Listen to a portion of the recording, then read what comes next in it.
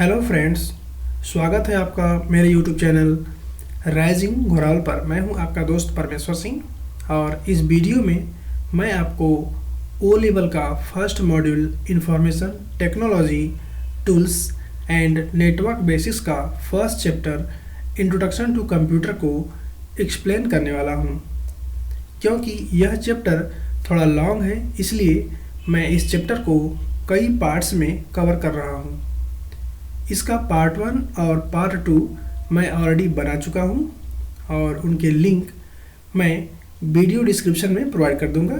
और ये इस चैप्टर का पार्ट 3 है। इस वीडियो में मैं आपको सीपीयू, प्राइमरी मेमोरी और सेकेंडरी मेमोरी को एक्सप्लेन करने वाला हूं। सीपीयू का फुल फॉर्म होता है सेंट्रल प्रोसेसिंग यूनिट। सीपीयू को कंप्यूटर का ब्रेन भी कहते हैं। सीपीयू कंप्यूटर में होने वाले सभी ऑपरेशंस को और कमांड्स को कंट्रोल एंड एग्जीक्यूट करता है। मीन्स इनपुट डिवाइसेस के द्वारा जो भी इनपुट मिलता है उसे वह एग्जीक्यूट करता है। ओके, यह एक कंप्यूटर का ब्लॉक डायग्राम है। ओके, जिसमें input unit, output unit, memory unit, control unit और अरिथमेटिक लॉजिक यूनिट होती है। कंट्रोल यूनिट और अरिथमेटिक लॉजिक यूनिट को एक साथ माइक्रो प्रोसेसर के रूप में जाना जाता है। और यदि इसमें मेमोरी यूनिट को भी इंक्लूड कर दिया जाए तो यह सीपीयू बन जाता है, और इसमें इनपुट और आउटपुट को भी इंक्लूड कर लिया जाए तो कंप्यूटर बन जाता है। मीन्स माइक्रो प्रोसेसर के 2 पार्ट्स होते हैं, कंट्रोल यूनिट और arithmetic logic unit. Micro processor के साथ में यदि मेन मेमोरी को ऐड कर दिया जाए तो उससे बनता है सीपीयू। सीपीयू के 3 पार्ट्स होते हैं, प्राइमरी स्टोरेज, एएलयू और कंट्रोल यूनिट। एएलयू का फुल फॉर्म होता है arithmetic and logic unit. ALU arithmetic और लॉजिकल ऑपरेशंस को परफॉर्म करती है। मीन्स जो भी गणितीय और तार्किक गणनाएं होती हैं उसे अरिथमेटिक लॉजिक यूनिट के द्वारा परफॉर्म किया जाता है। Control unit means CU. Control unit computer के पूरे वर्किंग प्रणाली को कंट्रोल करती है और उन्हें एक सीक्वेंस से एग्जीक्यूट कराती है। ओके, मीन्स ये कोई कार्य नहीं करती है, लेकिन यह सभी को नियंत्रित करने का कार्य करती है और सभी को एक फिक्स सीक्वेंस में एग्जीक्यूट कराने के लिए कार्य करती है। और कंट्रोल यूनिट इनपुट और आउटपुट को भी कंट्रोल करती है। आप यहाँ देख सकते हैं, यह एक माइक्रो प्रोसेसर है। इसमें देखिए लिखा है कोर i7, मीन्स इंटेल का i7 माइक्रो प्रोसेसर यह है। ओके, और ये इसका फ्रंट है, इसका बैक साइड है। Computer memory. कंप्यूटर में मेमोरी डेटा स्टोर करने के लिए प्रयोग की जाती है। कंप्यूटर में डेटा टेम्पोररी और परमानेंट 2 प्रकार से स्टोर किया जाता है। टेम्पोररी डेटा उस पर कार्य करने के लिए स्टोर किया जाता है और परमानेंट डेटा फ्यूचर यूज़ के लिए स्टोर किया जाता है। कंप्यूटर मेमोरी को 2 टाइप्स में डिवाइड किया गया है, प्राइमरी मेमोरी और सेकेंडरी मेमोरी। प्राइमरी मेमोरी को मेन मेमोरी भी कहते हैं और सेकेंडरी मेमोरी को ऑक्सिलरी मेमोरी भी कहते हैं। प्राइमरी मेमोरी सीपीयू का एक पार्ट होती है और यह नेचर में वोलाटाइल होती है और यह इलेक्ट्रॉनिक सर्किट से मिलकर बनी होती है। वोलाटाइल का मतलब होता है कि इसके कंटेंट्स जैसे ही पावर सप्लाई ऑफ होती है नष्ट हो जाते हैं। मीन्स प्राइमरी मेमोरी का डाटा तभी तक प्राइमरी मेमोरी में स्टोर रहता है जब तक पावर सप्लाई ऑन होती है। जैसे ही पावर सप्लाई ऑफ की जाती है प्राइमरी मेमोरी का डेटा नष्ट हो जाता है। प्राइमरी मेमोरी 2 टाइप्स की होती है, रैम और रोम।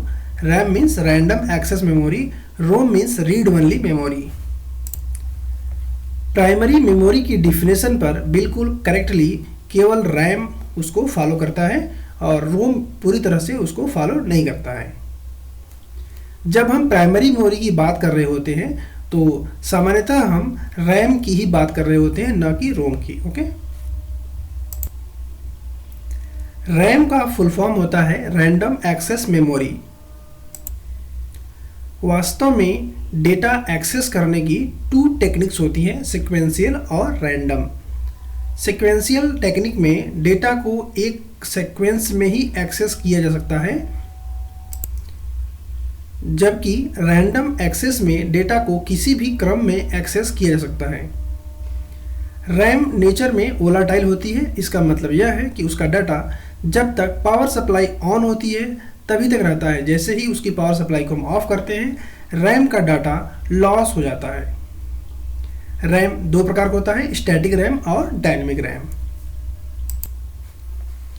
Static RAM and dynamic RAM ये दोनों डेटा को स्टोर करने की डिफरेंट टेक्निक्स का यूज़ करते हैं। जैसे D RAM makes use of single transistor and capacitor for each memory cell. Means एक मेमोरी सेल को क्रिएट करने के लिए डी रैम केवल एक ट्रांजिस्टर या कैपेसिटर का यूज़ करता है, जबकि जो आपका एस रैम है वह एरे ऑफ ट्रांजिस्टर का यूज़ करता है। मीन्स कई सारे ट्रांजिस्टर का यूज़ करता है एक मेमोरी सेल को क्रिएट करने के लिए। Okay, and D RAM needs refreshing. D RAM को बार बार रिफ्रेश करने की ज़रूरत होती है। अगर उसको हम रिफ्रेश नहीं करेंगे तो पावर सप्लाई ऑन होने पर भी उसका डेटा लॉस हो जाएगा, जबकि एस रैम को हमें रिफ्रेश करने की ज़रूरत नहीं होती है। उसका डेटा जब तक इलेक्ट्रिसिटी ऑन रहती है तब तक बना रहता है। डी रैम को कुछ ही मिली सेकेंड में हमें उसे रिफ्रेश करने की ज़रूरत होती है। अगर उसे हम रिफ्रेश नहीं करेंगे तो पावर ऑन होने पर भी डी रैम का डाटा लॉस हो जाएगा। इसलिए उसमें अलग से रिफ्रेशिंग सर्किट को यूज़ करना होता है, जबकि एस रैम में ऐसा नहीं होता है। एस रैम का डाटा जब तक लाइट ऑन रहती है तब तक बना रहता है और उसमें किसी एक्स्ट्रा रिफ्रेशिंग सर्किट की ज़रूरत नहीं होती है। एस रैम बहुत ही फास्ट होता है, जबकि डी रैम एस रैम की अपेक्षा स्लो होता है। यहाँ आप डायग्राम में देख पा रहे होंगे, यह एक रैम है और ये दोनों रोम है। ओके, ये रैम है और ये दोनों रोम है। रोम का फुल फॉर्म होता है रीड ओनली मेमोरी। रोम में डेटा परमानेंटली स्टोर होते हैं। मीन्स यह नेचर में नॉन वोलाटाइल होती है। मीन्स यह एक स्थिर मेमोरी होती है। इसका डेटा लाइट ऑफ होने पर भी नष्ट नहीं होता है। रोम में जो भी डेटा स्टोर रहता है उसे केवल पढ़ा जा सकता है। उसमें कोई नया डेटा आप उसमें राइट नहीं कर सकते हैं, या फिर उसमें जो डेटा है उसमें आप कोई चेंज नहीं कर सकते हैं। मीन्स बिल्कुल ही वो परमानेंटली होता है। वो हार्ड डिस्क या फिर रैम सभी से डिफरेंस बिल्कुल अलग होता है। उसका डेटा जो होता है जब उसे मैन्युफैक्चर किया जाता है उसी समय उसमें डेटा को स्टोर कर दिया जाता है। इसके बाद से उसमें कोई चेंज नहीं किया जाता है रोम में। ओके, मीन्स यह वेरी परमानेंट होती है नेचर में। ओके, रोम में कंप्यूटर को स्टार्ट करने से संबंधित आवश्यक फाइल होती हैं, जैसे कि BIOS. Types of ROM: MROM means mask read only memory, and PROM programmable read only memory, EPROM erasable programmable read only memory, and EEPROM electrically erasable programmable read only memory, and FROM means flash read only memory. MROM ऐसे रोम होते हैं जिसमें जब उन्हें manufacture किया जाता है तभी उसमें डेटा को राइट कर दिया जाता है, फिर उसमें कोई चेंज नहीं हो सकता है। ऐसे होते हैं MROM। ओके, मीन्स जब उसे मैन्युफैक्चर किया जा रहा है तभी उसमें डेटा को राइट कर दिया गया, अब उसमें से केवल डेटा को रीड कर सकते हैं, उसमें कुछ चेंज नहीं कर सकते हैं। ऐसा होता है MROM। Okay, PROM means programmable read only memory. इसमें केवल यूजर द्वारा एक बार चेंज किया जा सकता है। मीन्स जो यूजर होता है वह एक ब्लैंक मेमोरी परचेस करता है और फिर उसमें अपनी इच्छा से जो वो चाहे उसमें कुछ प्रोग्राम कर सकता है। उसे कहेंगे programmable read only memory. Means उसमें डेटा मैन्युफैक्चरिंग के समय नहीं राइट किया गया, उसे बाद में राइट किया गया। ओके, तो उसे कहेंगे पी रोम, और केवल एक ही बार चेंज हो सकता है, फिर बाद में उसमें कोई चेंज नहीं हो सकता है। ओके, एंड नेक्स्ट है E P ROM means erasable programmable read वाली मेमोरी। ई पी रोम के डेटा को इरेज किया जा सकता है और उसमें प्रोग्रामिंग भी किया जा सकता है, और उसको बार बार हम इरेज कर सकते हैं और उसमें प्रोग्रामिंग कर सकते हैं, लेकिन इसके लिए अल्ट्रा वायलेट लाइट्स का यूज़ करना होता है, तभी उसमें हम कुछ राइट कर पाएंगे और रीड कर पाएंगे। ओके, इसमें अल्ट्रा वायलेट लाइट की यूज़ करना पड़ता है। ओके, एंड नेक्स्ट है इलेक्ट्रिकली इरेजेबल प्रोग्रामेबल रीड वाली मेमोरी मीन्स EEPROM के डेटा को इरेज करने के लिए या फिर उसको प्रोग्रामिंग करने के लिए, उसमें कुछ और लिखने के लिए हमें इसमें अल्ट्रा वायलेट किरणों का यूज़ नहीं करना होगा, केवल इसे हम कंप्यूटर में लगा करके मीन्स इलेक्ट्रिकली उसको हम इरेज कर सकते हैं और उसमें प्रोग्रामिंग भी कर सकते हैं। ओके, एंड नेक्स्ट है फ्लैश रोम।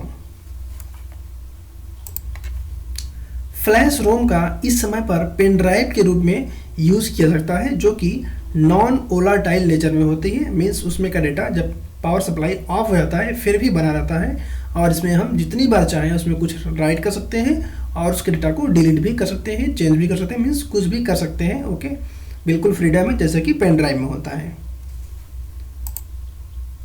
पेन ड्राइव एक तरह की फ्लैश मेमोरी ही होती है।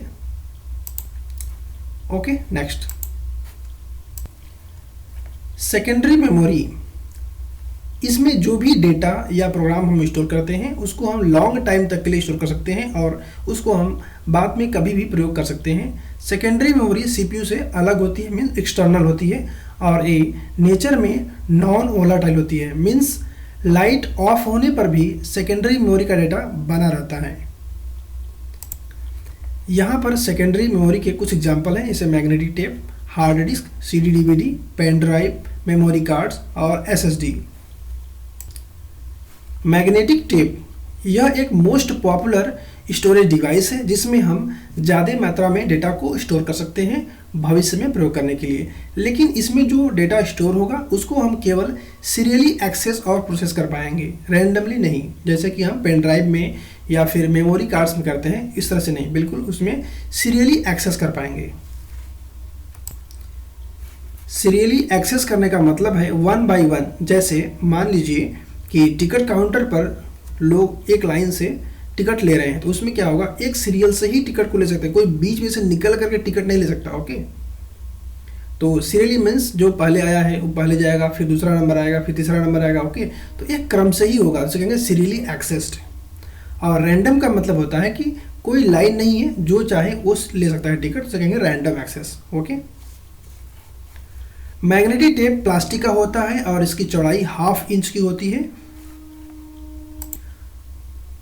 और इसके ऊपर आयरन ऑक्साइड मटेरियल का लेप लगा होता है जिसे मैग्नेटाइज कर सकते हैं, और इसकी साइज 50 फीट से लेकर के 2400 फीट तक हो सकती है, और इसमें डेटा को हम बार बार स्टोर कर सकते हैं और इरेज भी कर सकते हैं। यह एक मैग्नेटिक टेप है, आप देख पा रहे होंगे, आप लोग बचपन में देखे होंगे रील वाला कैसेट जिसमें रील हुआ करता था। ओके, हम लोग उसको निकाल काफ़ी कुछ खेला करते थे, तो बिल्कुल उसी का एक अच्छा क्वालिटी होता है, उसे कहते हैं magnetic tape. Okay, hard disk यह एक प्रमुख स्टोरेज डिवाइस है जिसका ज़्यादातर यूज़ किया जाता है डेटा को बहुत ज़्यादा मात्रा में स्टोर करने के लिए। हार्ड डिस्क में कई सारे डिस्क प्लेट्स लगे होते हैं एक दूसरे के ऊपर। ओके, और उसको ऐसे स्थान पर रखा जाता है जिसमें डस्ट ना हो और हवा ना जाए। ओके, इसलिए उसको एक काफ़ी स्ट्रॉन्ग बॉक्स में बंद कर दिया जाता है, इसलिए उसे कहते हैं हार्ड डिस्क, क्योंकि उसके अंदर जो डिस्क लगा होता है वो काफ़ी ही मुलायम होता है। अगर उसको हवा लगेगा फिर उसमें डस्ट जाएगा तो बहुत जल्दी ख़राब हो सकता है, इसलिए उसको हार्ड बॉक्स में बंद कर देते हैं, इसलिए कहते हैं उसको हार्ड डिस्क। ओके, और ये जो डिस्क होते हैं काफ़ी पतले होते हैं और इनके दोनों तरफ मैग्नेटिक मटेरियल का लेप लगा होता है जिसे हम मैग्नेटाइज कर सकते हैं, जिससे उसमें डेटा स्टोर हो सकता है। यहाँ आप देख सकते हैं यह एक हार्ड डिस्क है, देखिए इसमें डिस्क लगे हुए हैं, तो इसमें ढेर सारे डिस्क लगे हुए हैं। इसमें देखिए रीड राइट हेड लगा हुआ है, जिससे इसमें डेटा को रीड और राइट किया जाता है। और यह एक बॉक्स है जो कि काफ़ी हार्ड होता है, जिससे कि इसको किसी भी प्रकार से डिस्टरबेंस ना हो। हार्ड डिस्क दो प्रकार की होती है, इंटरनल और एक्सटर्नल। अभी मैंने आपको जो चित्र में दिखाया ये इंटरनल हार्ड डिस्क है और ये एक्सटर्नल हार्ड डिस्क है। ओके, और यह है SSD means solid state drive. जैसे CD और DVD को पेन ड्राइव ने रिप्लेस कर दिया, मीन्स अब CD DVD को यूज नहीं करता, ज़्यादातर लोग अब पेन ड्राइव यूज करते हैं। उसी तरह से अब हार्ड डिस्क को रिप्लेस करके उसके स्थान पर आ गया SSD means solid state drive, जो कि फ्लैश मेमोरी का यूज़ करके डेटा को स्टोर करती है, जो कि काफ़ी फास्ट होती है हार्ड डिस्क की अपेक्षा। हार्ड डिस्क की टेक्नोलॉजी काफ़ी पुरानी है, इसलिए वो काफ़ी स्लो चलती है और आपका कंप्यूटर भी स्लो चलता है। और यदि उसी कंप्यूटर में SSD का यूज़ कर दिया जाए तो उसी कंप्यूटर की स्पीड काफ़ी फास्ट हो जाती है, क्योंकि SSD की स्पीड काफ़ी फास्ट होती है। हालांकि हार्ड डिस्क की अपेक्षा SSD थोड़ी महंगी आती है, बट इसकी स्पीड काफ़ी अच्छा है। CD रोम इसका फुल फॉर्म होता है compact disk read only memory. यह एक रीड ओनली मेमोरी होती है और यह एक प्रकार के प्लास्टिक से बनी होती है, जिसे कहते हैं पॉलीकार्बोनेट। और यह प्लास्टिक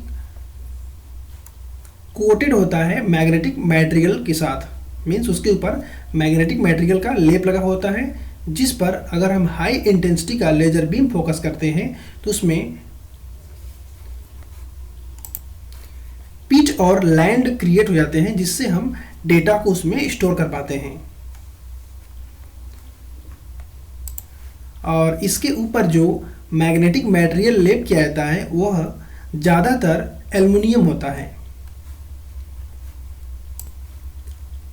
एक CD में मैक्सिमम 700 MB डेटा को स्टोर कर सकते हैं। यह एक CD डिस्क है, आप देख पा रहे होंगे। अब देखिए इसमें ये काफ़ी चिकना है, स्मूथ है, तो इसमें पीट और लैंड कहाँ है, इसमें गड्ढे कहाँ हैं, आपको गड्ढे दिखाई नहीं पड़ रहे होंगे, बट डेटा पीट और लैंड में ही स्टोर किए जाते हैं।